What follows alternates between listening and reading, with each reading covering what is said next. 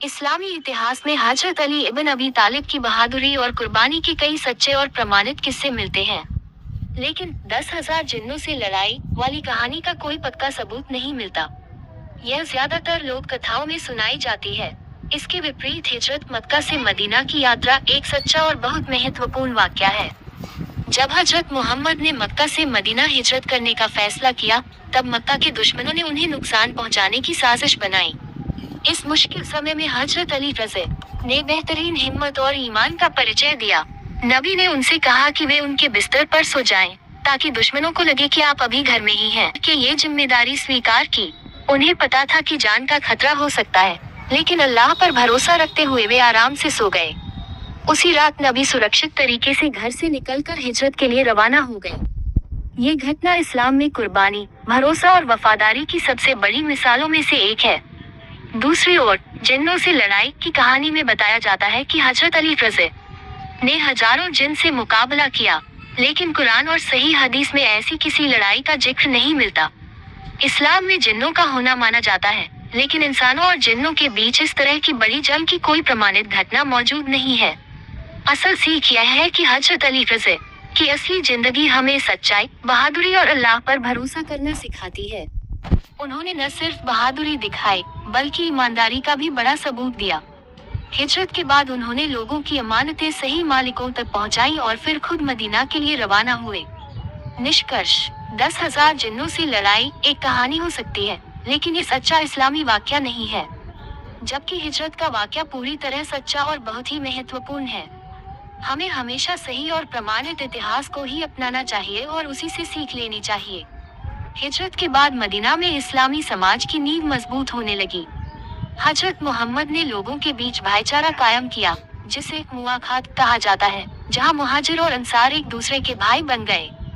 इस नए समाज में इंसाफ, बराबरी और मदद का माहौल पैदा हुआ। हजरत अली इब्न अबी तालिब भी मक्का से मदीना पहुंचे और नबी के साथ हर कदम पर खड़े रहे। उन्होंने इल्म, ज्ञान, हिम्मत और सच्चाई से लोगों का दिल जीता। धीरे धीरे इस्लाम का पैगाम दूर दूर तक फैलने लगा और लोग सच्चाई को अपनाने लगे। मदीना में इस्लामी राज्य की बुनियाद रखी गई, जहां हर इंसान को उसके हक दिए जाते थे। मुश्किलें भी आईं, जंगें भी हुई, लेकिन मुसलमानों ने सब्र और ईमान से हर चुनौती का सामना किया। ये दौर हमें सिखाता है कि असली ताकत सिर्फ लड़ाई में नहीं, बल्कि सच्चाई, ईमानदारी और एकता में होती है। यही वजह है कि इस्लाम का संदेश आज भी दुनिया भर में फैला हुआ है और लोगों को सही रास्ता दिखाता है।